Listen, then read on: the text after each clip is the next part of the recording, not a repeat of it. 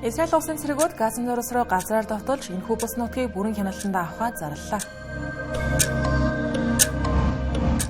Америк нэгдсэн улсын ерөнхийлөгч Дональд Трампын Их Британи дахь айлчлалыг өгтөн хоёр улс технологийн салбарт хөрөнгө оруулалтын гэрээ байгуулахаар бэлтгэж байна. Америк нэгдсэн улсын прокурорууд Чарли Киркийг буудан хөнөөсөн хэрэгт сэргийлэгдэж байгаа Тайлер Робинсонд цаазын ялгааныг шаардаж байна.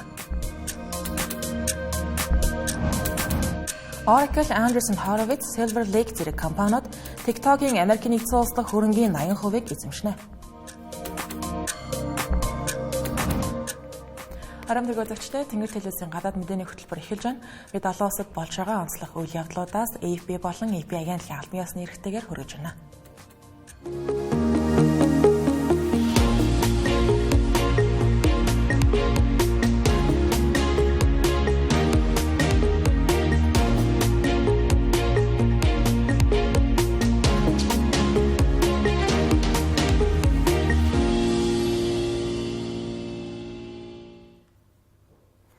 Израиль улс өнөөдөр Газан зурс руу газраар довтолж бараг 2 жил үргэлжилж байгаа энэхүү мөргөлдөөнд аль хэдийн сүйдсэн Газа хотыг бүрэн хяналтандаа авах төлөвлөгөөний үндсэн шат эхэлсэн болохыг зарлаа.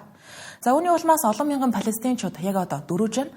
Израилийн тал шинэ довтлогоо олон сар үргэлжиж болцсоншгүй гэдгийг дотоодын хэвлэлүүдэд мэдээлсэн ч гэлээ албан ёсоор хугацаа заасангүй. За өнөөдөр Израилийн шинэ довтлогоотой зэрэгцсэн нэгдсэн үндэсний байгууллагын хүний эрхийн зөвлөлийн шинжээчид Израилийг Газад геноцид үйлдсэн гэж буруутгасан тайлан албан ёсоор нийтлэлээ. Тайланг нийтлэгдсэн даруйд нь Израиль улсын засгийн газар гүтгэлэг худал мэдээллээ гэж заасан байна.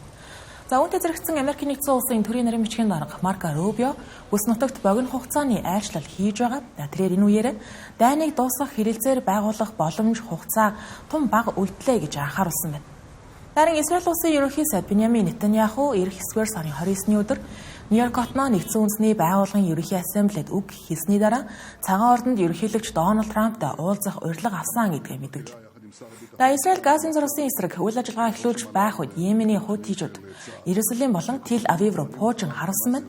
Израилийн армийн мэдээлж таамаглаж байгаагаар энэ нь Израилийн өмнө хийсэн Хотойдо бомб руу хийсэн агаарын цохилтын хариу үйлдэл байж болцсоншгүй гэж байгаа юм байна.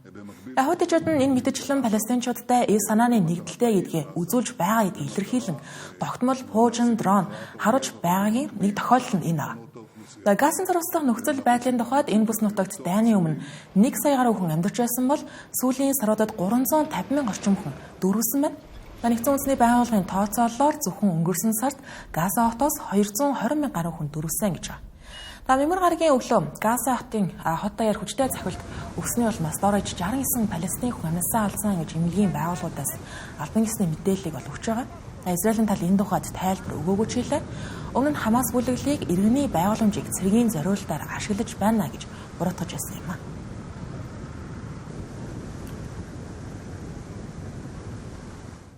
Америк нэгдсэн улсын ерөнхийлөгч Дональд Трамп Их Британи улс дахь 2 дахь төрийн айлчлалаа хийж байна. Виндзорын цайзад хаан 3 дугаар Чарльз түүнийг хүлээн авч уулзах байна. Тэгвэл өнөөдөр Дональд Трамп Лондонгийн Станцад нисэх буудалд газарсан шинээр томилогдсон Их Британи улсын гадаад хэргийн сайд Евед Купер түүнийг угтан авсан байна. Дональд Трамп эхнэр Меланиагийн хамт Regents Park-д байрлах Америк нэгдсэн улсын элчин сайдын албан ёсны ордонд бууж дараа нь маргааш Виндзорт ёслолын хүндэтгэл төрийн зоогт оролцохоор төлөвлөсөн байна. 2 хоногийн турш үргэлжлэх энэхүү айлчлалын үеэр олон мянган хүн эсэргүүцлийн жагсаал хийхээр байгаа учраас Дональд Трамп олон нийтэд уулзах төлөвлөгөөгүй байна. Сэтгүүлчдэд ярилцлага өгөх үедээ тэрээр Их Британи болон Америк нэгдсэн улсын харилцаа холбоо бат бөх гэдгийг хэлж 2 дахь удаага төрийн айлчлал хийж байгаа анхны тохиолдол юм а гэдгийг хэлсэн байна. Айлчлалын хүрээнд Америк, Их Британи хоёр улс хиймэл оюухан, квантын тооцоолол, цөмийн эрчим хүчний салбарт хамтын ажиллагаагаа өргөжүүлэх, олон тэрбум $1 хөрөнгө оруулалтыг татах, технологийн хөгжил дэвшлийн хэлэлцээр гэх нэртэй баримт бичигт гарын үсэг зурхаар бэлтгэж байна. Үүний хүрээнд Google, Microsoft, Nvidia, OpenAI, CoreWeave зэрэг Америк нэгдсэн улсын томоохон компаниуд нийтдээ $42 тэрбум хөрөнгө оруулалтыг Британий дата төв, чип болон хиймэл оюуханы дэд бүтцэд хийхээ амласан байна. Мөн энэхүү хэлэлцээрт эрүүл мэндийн салбар, цөмийн эрчим хүч, орон нутгийн бизнес нийгэмд чиглэсэн хөрөнгө оруулалтад багтаж байгаа гэсэн байна. Их Британий ерөнхий сайд Кир Стармер энэ хэлэлцээр Америк нэгдсэн улстай тогтоосон харилцааг шинэ түвшинд гаргаж эдийн засгийн өсөлт, аюулгүй байдлын хувьд түүхэн алхам боллоо гэж тодорхойлсон байна. Түүний засгийн газрын тооцоолсноор зөвхөн Их Британийн умар зүгийн бүс нутагт энэхүү төслийн хүрээнд 5,000 гаруй шинэ ажлын байр бий болох юм байна. Америкийн нэгдсэн улсын компаниудын өгсөн амлалтыг цааш харах юм бол Microsoft Их Британд 30 тэрбум $30 хөрөнгө оруулалт хийхээр болж улсын хамгийн том суперкомпьютерийг байгуулахаа мэдэгдсэн байгаа нь тэдний хамгийн том хөрөнгө оруулалт тооцогдож байгаа. Түүнчлэн Google 2 жилийн дотор 6.8 тэрбум $10 хөрөнгө оруулалт хийж дата төв болон судалгаа хөгжлийн төв нээхээр төлөвлөсөн байна. Харин чип үйлдвэрлэгч Nvidia-гийн хувьд 120 мянган ширхэг өндөр хүчин чадалтай чипийг Их Британд экспортлоно гэсэн байна. Энэ нь Европт хамгийн том өргөтгөлнө гэж тодорхойлогдож байгаа. Түүнчлэн BlackRock компани Их Британий дата төвдөд $700 сая хөрөнгө оруулалт хийхээр болсон талаар Sky News мэдээлсэн байна. Дональд Трампын айлчлалд Nvidia-гийн гүйцэтгэх захирал Jensen Huang, OpenAI-ийн гүйцэтгэх захирал Sam Altman зэрэг Америкийн нэгдсэн улсын томоохон бизнесүүдийн төлөөлөгчид дагалдан оролцохоор ирсэн байна. Мөн айлчлалын хүрээнд худалдааны буюу тарифын асуудал нь яригдж байгаа. Үүний өмнө энэ оны 5 дугаар сард Их Британиус Дональд Трампын сэтгэргаатай хоёр талын худалдааны гэрээнд гарын үсэг зурсан анхны ус болсон. Ингэснээр Америкийн нэгдсэн улс хөнгөн цагаан ангийн татварыг 25%-аас тэг болгохоор тохиролцсон байна. Одоогоор хараахан хэрэгжиж эхлэв. Дональд Трамп Keir Starmer-тай Hackers дахь албан ёсны уулзалтаа хийхийн өмнө гинтийн ангийн татварыг бууруулах боломжийн талаар санал бодлоо илэрхийлсэн. Дашин дуртахад Их Британийн идэвхтний бүлэг активистууд Виндзорын цайзын гадаах зүлгэн дээр Америкийн нэгдсэн улсын ерөнхийлөгч Дональд Трампыг бэлгийн хүчирхийллийн хэрэгтэн Jeffrey Epsteinтэй хамт дүрсэлсэн авраг том хэвлэлийг харуулсан байна. Энэ нь Everyone Hates Elon гэх нэртэй улс төрийн компанид бүлэглэл хийсэн үйлдэл юм байна. Хэвлэлийг тун удалгүй буулгаж авсан. 2019 онд Дональд Трампыг анх удаага Их Британи улсад төрийн ажил хийж явах үеэр Лондонд зорж байхад нь олон мянган хүн гудамжинд эсэргүүцэн жосож байсан. Энэ удаа ч гэсэн Дональд Трампыг Их Британд ирэхдээ зэрэгцэн түүний болон Эпштейний хамт ахуулсан зургууд түүнчлэн 2023 оны баривчлагдсан үеийнх нь хөргийг Виндзорын цайзын ханаан дээр прожектороор тусгаж эсэргүүцлээ илэрхийлсэн байна. Цагдаагийн байгууллага мэдээлснээр энэхүү үйл ажиллагаатай холбоотойгоор 4 хүнийг баривчилсан байна. Америкийн нэгдсэн улсын прокурорууд 9-р сарын 10-ны өдөр Ютагийн Вэллиг сургууль дээр ихтгэл тавьж явах үедээ консерватив улс төрч Чарли Киркийг буудан хөнөөсөн хэрэгт сэжиглэгдэж байгаа 22 настай Тейлор Робинсон цаазын ял оноохыг шаардаж хэрэг ташгалсан бууны гохноос гарсан Дэнийхэн Робинсоныг яг таарсан байгаа мөн түүний бичсэн зурвас хамтрагч руугаа илгээсэн мессежүүд нь гол нотлох баримтад тооцогдож байгаа юм байна. Тодорхойлбол Робинсон хамтрагчдаа Киркийг устгах боломж гарсан энэ боломжийг ашиглана гэж хэрэг гарахын өмнөхөн бичсэн байсан байна. Мөн халдлагаа 7 хоногийн өмнөөс төлөвлөсөн гэдгийг ч дурдсан байна. Прокурорын мэдээлснээр Киркийг ойролцоох барилгын дээврээс буудаж хүзүүнд нь онсон. Робинсон шүүхийн урьдчилсан хуралд өнөөдөр захимаар оролцсон. Гэхдээ бурууга хүлээгээгүй. Шүүх хурлуудын эцэс тэрээр цаазын ялч сонсож магадгүй. Мөрдөн байцаагчид хэргийн сэдлийг одоогийн байдлаар зарлаагүй. Гэхдээ Кирк хаалгад өртөх үедээ олон нийтийн өмнө галц зэвсэг, хүчирхийлэл, трансгендерүүдийн талаар асуултанд хариулж байсан тухай онцлсан байгаа нь хэргийг улс төр нийгмийн үзэл бодлын зөрчилтэй холбоонд тайлбарлахад хүргэж байгаа юм байна. Робинсон трансгендер хамтран амьдрагчтай байсан юм байна. Түүний нөлөөгөөр сүүлийн 1 жилийн хугацаанд зүүнний үзэлд илүү татагдж LGBT хүмүүсийн эрхийг дэмжих болсон гэж гэр бүлийнхэн гишүүд цагдаад мэдээлсэн. Харин түүний эцэг барууны үзэлтэй Дональд Трампыг дэмждэг байснаар гэр бүлийн хүрээнд улс төрийн хурц маргаан өрнөдөг байсан юм байна. Ээж нь сэжигтнийг хүүгээ олон нийтэд зарласан зурнаас нь таниж амиа хорлох гэж байсан түүнийг цагдаагийн газар очиж хэрэгээ хүлээхийг бол ятгсан юм байна. Цагдаа прокурорууд Робинсны хамтрагчийг ч гэсэн шалгаж байгаа. Түүнд нотлох баримт устгах, нууцлахад оролцсон байж болзошгүй талаар дурдсан чиглэлээ албан ёсоор ял одоогийн байдлаар оноогоогүй. Робинсон буу болон хувцас хайж хамтрагчдаа мессежүүдэд устгахыг загсан байгаа нь түүнд гिचэд нөлөөлөх болон нотлох баримтыг устгахыг завцаан гэх хэрэгээр нэмэлт ял онооход хүргэж магадгүй. Америкийн нэгдсэн улсын холбооны мөрдөх товчоо Discord дээрх чатад хамт оролцож байсан хүмүүсийг бүхэлд нь яг одоогийн байдлаар шалгаж байгаа. Чарли Кирк нь Америкийн нэгдсэн улсын барууны улс төрийн хамгийн нөлөөтэй дуу хоолойнуудын нэг бол яхаа аргагүй байсан. Тэрээр Turning Point USA хэмээх байгууллагыг үүсгэн байгуулж Дональд Трампыг 2024 оны 11-р сард ерөнхийлөгчийн сонгуульд дахин ялалт байгуулахад чухал хувь нэмэр оруулсан гэж үнэлдэг. Түүний гинтийн өхлөн Америкийн нэгдсэн улсад улс төрийн хүчирхийлэл, үзэл бодлын туйлшрал, хэр зэрэг гүнзгийрсэн болохыг харуулсан үйл явдал болж байгаа. Нийгэмд эрчтэй маргааныг өрнүүлж байгаа юм. За TikTok-ыг Америк нэгдсэн улсад хаагдахаар сэргийлэх шин саналд Америк нэгдсэн улсын хөрөнгө оруулалтын сангууд, технологийн компаниуд оролцох юм байна. Мөн дотоодын зах зээлд TikTok-ыг ажилуулах шинэ Америк нэгдсэн улсад төвтэй компанид хөрөнгө оруулахар болсон байна. Одоогийн байдлаар их сурвалжуудын олон улсын хэвлэлүүдэд өгсөн мэдээлэлээр Oracle, Anderson Horowitz, Silver Lake зэрэг компаниуд энэхүү хэлэлцээрт оролцсон. Гэхдээ TikTok-ийн Америк нэгдсэн улс дахь хөрөнгийн 80% эзэмшихээр төлөвлөсөн байна. Үлдсэн хэсгийг нь эцсийн тал хуцаа эзэмшиж хадгалсан хэвээрээ байна гэсэн. Мөн компани удирдах зөвлөлийн олонх нь Америк нэгдсэн улсын гишүүдээс бүрдэн Дональд Трампын цацгаргааны төлөөлөгчд оролцох юм байна. Америк нэгдсэн улс болон эцсийн төлөөлөгчд энэ 7 хоногт Мадрид хотноо хэлэлцээ хийж тохиролцоо байгуулсан жилийн эцсийн хөлбөрөөр хараахан олон нийтэд албан ёсоор танилцуулдаг байна. Дональд Трамп болон Ши Жинпин нар баасан гарагт утсаар ярилцах үеэр гэрээг албан ёсоор батлах төлөвтэйгээр Oracle компанийн үүсгэн байгуулагч Larry Ellison 2020 оноос хойш TikTok-ийн Америк нэгдсэн улс дахь дата хадгалалтыг хариуцж байгаа. Өмнө ч гэсэн TikTok-ыг худалдан авах талаар саналаа хүргүүлж ирсэн.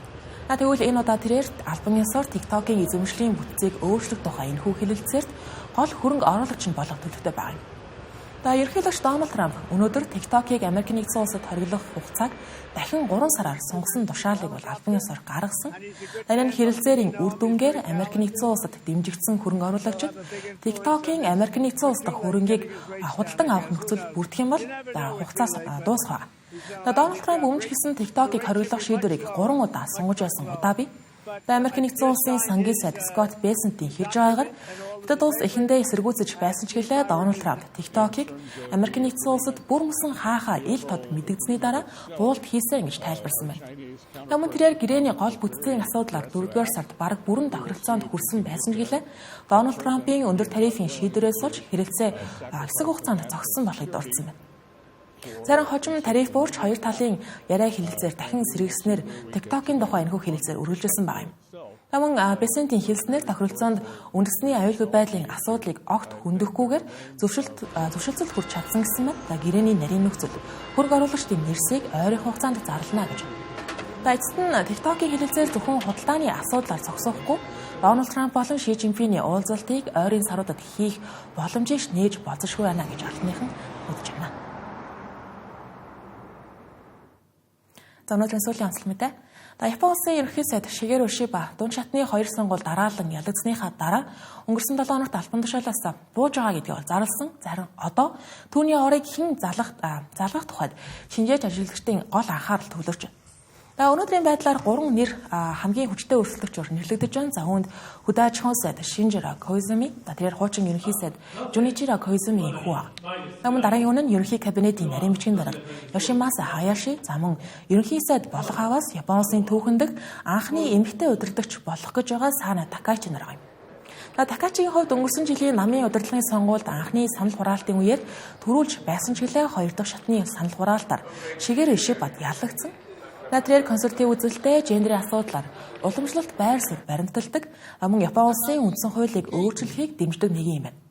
Өдгөө 44 настай Коизумигийн хувьд харьцангуй залуу олон нийтийн дунд танигдсан захин орчинд ихээхэн дэмжлэгтэй нэг юм байна. Харин Хаяшигийн хувьд илүү туршлагатай, доктортой улс төрчөө гэж үнэлэгдэж байна. Одоогийн байдлаар Такачи урьдчилсан тамлалтын зорилготой санал асуулгуудад тэргүүлж байгаа. Тэрээр намын даргын сонгуульд ялах юм бол Япон улсын анхны эмэгтэй ерөнхий сайд болно гэсэн. Өмнөх ерөнхий сайд Шигеро Ишиба нь ердөө 1 жил хүрэхгүй хугацаанд засгийн газрын тэргүүнээр ажилласан. Түүний огцрохын өмнөхөн либерал ардчилсан намын дотоод сонгуулиар түүнийг буулгах тухай хэдийн төлөвлөж эхэлсэн байсан. Тэрээр огцорч байгаа гэдгээ зарласнаар сүүлийн 5 жилийн хугацаанд Япон улс 3 ерөнхий сайдын бараа харсан гэсэн. Үүний өмнө 2 сонгуулийн аль альд нь ялсан ерөнхий сайд бүрэн хугацаагаа дуусгалгүйгээр огцорсон байдаг. Эх 10 дугаар сарын ихээр либерал ардчилсан намын удирдлагын сонгуул явагдана. Ялсан хүн нь шинэ ерөнхий сайд болох нь тодорхой. Гэхдээ Японы дараагийн удирдагчид удирдагчийн өмнө ноцтой сорилтууд бол тулгарч байгаа. Үүнд Америк нэгдсэн улс болон Япон улсын харилцааг зохицуулах, зогсоныг мэдэж байгаа инфляц амжиргааны зардлын хямралыг шийдэх, хоёр танхимд олонхоо алдсан парламенттай ажиллах зэрэг багтана. Энэ нь болсон парламентын дээд танхимын сонгуулиар либерал ардчилсан нам дахин ялагдаж олонхоо алдсан байдаг. Энэ нам доторх фракцуудын зөрчил мөн сонгогчдын итгэлийг алдсантай холбоотой гэж дүгнэж болохоор. Тэгвэл Япон яагаад ерөнхий сайдууд тогтохгүй байгаа вэ гэдгийг харах юм бол Сүүлийн 20 жилийн хугацаанд Япон улс 10 гаруй ерөнхий сайдтай болсон да тэдний ихэнх нь бүрэн хугацаагаа дуусгалгүйгээр огцорсон байдаг. Дайны нэг талаас либерал ардчилсан нам бараг тасралтгүй эрх барьж байгаа буюу нэг намын давмгай байдалтай холбоотой гэж болно. Та намын нам доторх фракцуудын дунд ширүүн өрсөлдөн өрнөдөг, зойдордогч болоод удаагүй байхад нь өөрийг нь унгаах оролдлого нам дотроос нь гарч ирдэгтэй холбоотой юм байна. За өмнөх жишээг дуртахад 2020 онд Йошихиде Суга ерөнхий сайд болсон чиглэлээ нэг жил хүрэхгүй хугацаанд огцорсон. Түүнээс хойш Фумио Кишида албан тушаал авсан боловч авилгын туйлан болон эдийн засгийн уналтаас олж 2024 онд огцорсон байдаг. Түүний оронд гарч ирсэн Шигеро Ишиба ч гэсэн ард түмний дэмжлэгийг авч чадалгүй инхүү огцорж байгаа юм. Дашин өдөрдөгч Япон улсын Австрийн богино настай ерөнхий сайд нарын мөчлөгийг зогсоож чадах эсхийг олон нийт анхааралтай ажиглаж байгаа юм. Мэдээ өргөлж байна. Энэсээ би зарим мэдээллийг давчаар багцлан өргөх болно. Америк нэгдсэн улсын төрийн даргын бичгийн дарга Марко Рубио, ерөнхийлөгч Дональд Трамп болон Украин улсын ерөнхийлөгч Володимир Зеленский нар эх 7 хоногт Нью-Йорк хотноо болох нэгдсэн үндэсний байгууллагын ерөнхий ассамблеийн үеэр уулзаж магадгүй гэжээ. Тэрээр Израиль сэтгүүлчдэд ярихдаа Дональд Трамп Орос улбаны улсын ерөнхийлөгчтэй хэд хэдэн удаа уцаар ярьж мөн Володимир Зеленскийтэй уулзсан, дахин уулзалт хийхээр төлөвлөж байгааг хэлсэн байна. Энэхүү уулзалт нь Польш улсын зүгээс НАТОд Украины дээгүүрх нислэгийг хориглох бүс тогтоохыг шаардаж байгаатай давтаж байна.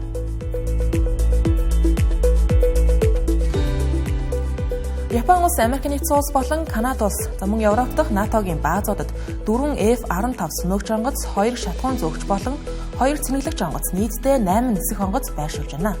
Атлантик Eagles нэртэй энэхүү ажиллагаа нь Япон улсын дайны онгоцууд түүхэндээ анх удаа Канада болон Европт байршиж байгаа явдал юм а. Нийтдээ Японы агаарын өөрийгөө хамгаалах хүчний 180 ажилтан оролцож байгаа бөгөөд Читосегийн 2 дугаар агаарын жигүүр, Комакигийн 1 дугаар тактикийн жигүүр, Ирумагийн 2 дугаар тактикийн бүлгээс оролцож байгаа гэлээ.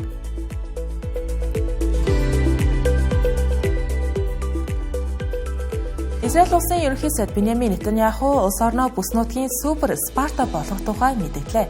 Түүний үзэж байгаагаар Израиль улс улам цэргийн удирдлага давмгайлсан болж гадаад худалдаагаа хязгаарлан дотоод үйлдвэрлэлдээ түшгэлсэн эдийн засгийн хувьд өөрийгөө хангах чиглэлд шилжих ёстой гэлээ. Гэвч энэхүү төлөвлөгөө нь олон иргэдийн дургуутслыг төрүүлж улс орон тусгаарлагдсан байдалд орж болзошгүй гэсэн айдсыг нэмэгдүүлж байна. Биньямин Нетаньяхугийн үгний дараа Тель-Авивын хөрөнгийн зах зээлд хувьцааны ханш унаж шекел долларын эсрэг суларсан байна.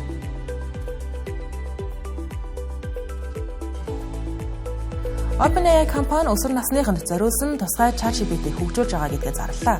Энэхүү хувилбар нь 18-аас доош насныхныг энгийн ChatGPT ашиглахыг хязгаарлах, нас тодорхойлох технологитой бөгөөд эцэг эхчүүдийн оролцоог илүү нэмэгдүүлжээ. Тухайлбал эцэг эх хүүхдүүдийнхээ аккаунтыг өөрсдөө холбож, чатбот хэрхэн хариулахыг удирдах боломжтой. Мөн зарим функцийг идэвхгүй болгох, харилцан ярианы түүхийг хянах, хүүхэд сэтгэл зүйн хүнд нөхцөл байдалд байгааг илрүүлэх юм бол мэдээлэл хүлээн авах боломжтойгоос гадна ChatGPT-г ашиглах цагийн хуваар тогтоох боломжтой юм байна. Цэнгэл хэлсэн гадаад мэдээний хөтөлбөр 5 хүнд хүрлээ. Маргаашин гадаад мэдээний тайм хөтөлбөрөөрөө эргүүлцгээе.